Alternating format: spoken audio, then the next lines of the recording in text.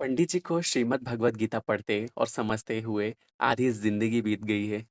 लेकिन अभी भी उन्हें लगता है कि उन्हें इसका आधा सार भी समझ नहीं आया है।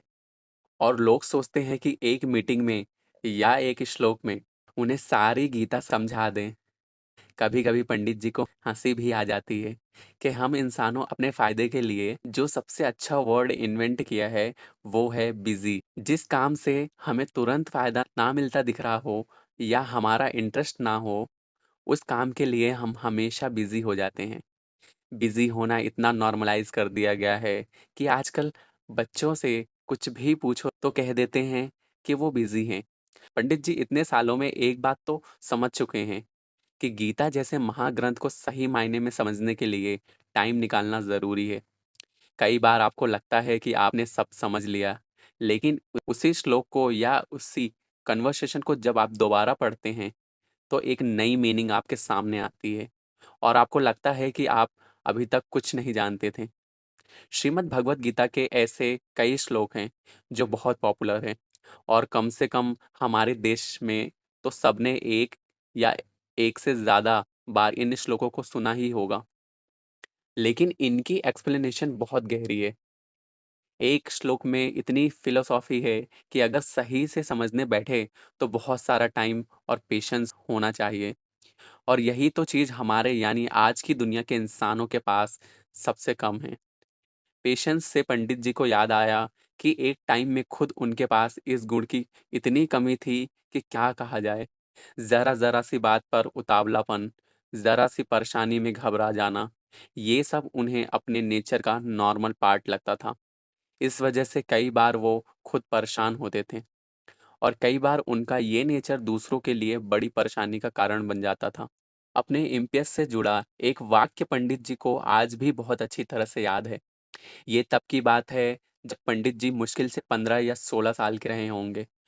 उनका उस साल का 10th का बोर्ड एग्जाम था, जो उस टाइम के हिसाब से बहुत बड़ी बात मानी जाती थी। बहुत कम लोग थे जो इतना पढ़ भी पाते थे।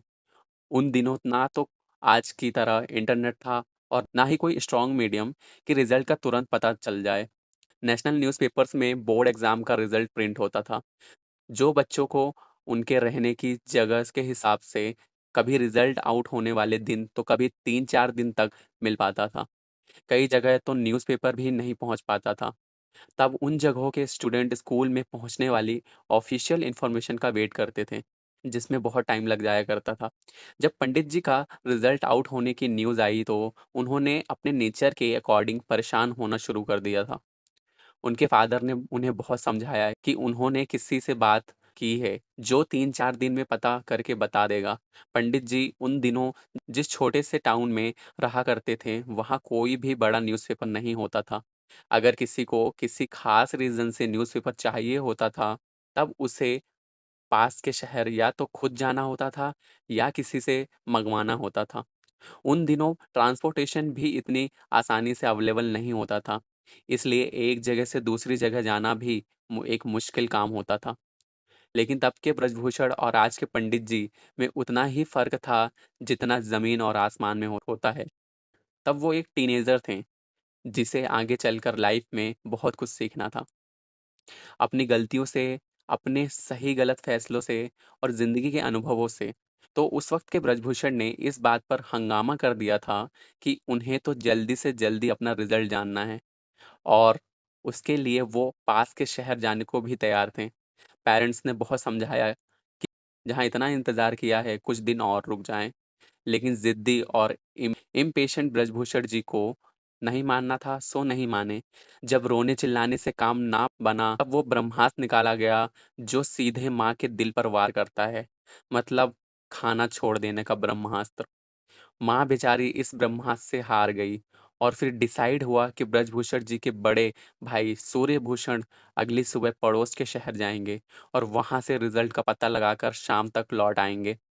उन दिनों रिज़ल्ट बहुत लेट आते थे और उन महीनों में बरसात का मौसम होता था। पंडित जी ने बहुत बेसब्री से अगली सुबह का इंतज़ार किया। अगले दिन बहुत जल्दी उनके भाई शहर के लिए निकल गए। उन दिनों टाउन से बाहर जाने के लिए सिर्फ़ एक बस थी, जो सुबह निकलती थी और देर शाम वापस आ जाती थी। उसी बस से सूर्यभूषण को शहर जाना था। सूर्यभूषण जब घर से निकले तो बहुत तेज बारिश हो रही थी, लेकिन जाना ज़रूरी था क्योंकि अगर वो इकलौती बस छूट जाती तो फिर अगले दिन का इंतज़ार करना पड़ता और बरसात के दिनों में बारिश का कोई भरोसा भी नहीं कि कब रुके। और इसलिए सूर्यभूषण निकल गए। इधर सूर्यभूषण निकले, उधर ब्रजभूषण उनके लौटने के इंतज़ार में बैठ गए, जबकि तब तक उनके बड़े भाई बस स्टेशन भी नहीं पहुँचे होंगे। घर में मौजूद इकलौती घड़ी में टाइम देखते और एक-एक मिनट गिनते। किसी तरह दोपहर हुई, तो अब इंतज़ार करना और मुश्किल हो गया। उधर बारिश 1 मिनट के लिए भी नहीं रुकी थी। ऐसा लगता था कि पूरा मानसून आज ही बरस जाएगा। ब्रजभूषण जी के पेरेंट्स बहुत परेशान थे। इतनी बारिश में सूर्यभूषण ठीक से पहुँचे होंगे या नहीं? और फिर वापस कैसे आएँगे? उनके पास बहुत लिमिटेड पैसे थे, इसलिए अगर वहीं रुकना पड़ गया, तो रहने और खाने की दिक्कतें हो जाएँगी। जैसे-जैसे टाइम बीतता जा रहा था, सबकी फ़िक्र भी बढ़ती जा रही थी। बस के लौटने का टाइम भी निकल गया था। बस अभी तक नहीं आई थी। उस ज़माने में फ़ोन जैसी फैसिलिटीज़ तो नहीं थी, इसलिए ये पता करना बहुत मुश्किल था कि सब ठीक है या नहीं। पूरी रात इंतज़ार में निकल गई। ब्रजभूषण जी के पिता जाने कितने बार बस स्टेशन तक पैदल गए और निराश लौट आए। सबके दिलों में अजीब-अजीब ख़्याल आ रहे थे। कहीं कोई हादसा ना हो गया हो, कहीं कोई बड़ी मुसीबत ना आ गई हो। ब्रजभूषण जी की माँ का तो रो-रो कर बुरा हाल था। किसी तरह रात काटी और सुबह रोशनी होते ही ब्रजभूषण जी के फादर और मोहल्ले के बहुत सारे लोग फिर से बस स्टेशन गए, यह पता करने की कोई खबर मिली या नहीं। तब उन्हें पता चला कि वापसी में बस एक बरसती नाले में फँस गई थी और बहुत बड़ा हादसा किसी तरह होने से रह गया। सारे पैसेंजर्स फिर किसी तरह अंधेरे में चलते हुए गाँव तक पहुँचे और अब बस उन्हें लेकर पहुँच रही है। ये खबर सुनकर ब्रजभूषण जी के घर में सबको चैन आया। जब सूर्यभूषण जी घर पहुँचे तो उनकी हालत बहुत खराब थी। भीगने से उन्हें तेज़ बुखार हो गया था और कमज़ोरी भी बहुत ज़्यादा थी। उनकी ये हालत देखकर ब्रजभूषण जी बहुत शर्मिंदा थे। उस दिन उन्हें ज़िंदगी का एक सबक मिला था कि चाहे कुछ भी हो, आगे कभी भी पेशेंस का साथ नहीं छोड़ना है। जहाँ थोड़ी देर से काम चल सकता है, वहाँ जल्दबाज़ी दिखाकर अपनी और दूसरों की ज़िंदगी खतरे में नहीं डालनी है। वैसे उनका रिज़ल्ट ठीक रहा था और वो पास हो गए थे। इन पुरानी बातों को याद करते हुए अब के पंडित जी को श्रीमद् भगवत गीता में भगवान श्री कृष्ण की कही ये बात याद आ गई। मुक्त संगो अनामवादी विद्युत्साह समन्वितः सिद्धयो सिद्धयो निर्विकारः कर्ता सात्विक उच्यते। यहाँ भगवान श्री कृष्ण अर्जुन से कहते हैं, गैरियों, जो इंसान राग रहित, अनहमवादी, धैर्य और उत्साह युक्त तथा सिद्धि और असिद्धि में निर्वाकर होकर सात्विक कहा जाता है। अब इसे सिंपल लैंग्वेज में समझते हैं। सात्विक का मतलब होता है सद्गुण वाला और सद्गुण का मतलब होता है वो गुण जो भगवान को प्यारे हैं। जैसे कि मोह ना करना, ईगो ना रखना, इच्छाएं ना रखना, अटैचमेंट से दूर रहना, वगैरह-वगैरह। इस श्लोक में भगवान कह रहे हैं कि जो इंसान किसी भी तरह की बुरी भावनाओं से दूर है, जिसके अंदर मैं यानी अहंकार नहीं है, जिसमें पेशेंस है, जिसका मन हर हाल में एक जैसा मतलब स्टेबल रहता है, वो इंसान सात्विक है और वो मुझे प्यारा है। भगवान ने कई बार धैर्य यानी पेशेंस की इम्पोर्टेंस बताई है। अगर इंसान इस एक बात को समझ ले और अपनी लाइफ में अपना ले, तो बहुत सारी परेशानियों से बच सकता है। कई मुश्किलों को टाला भी जा सकता है। यह सब धीरे-धीरे प्रैक्टिस करने से आता है। रोज़ गीता पाठ करना भी उस प्रैक्टिस का हिस्सा है।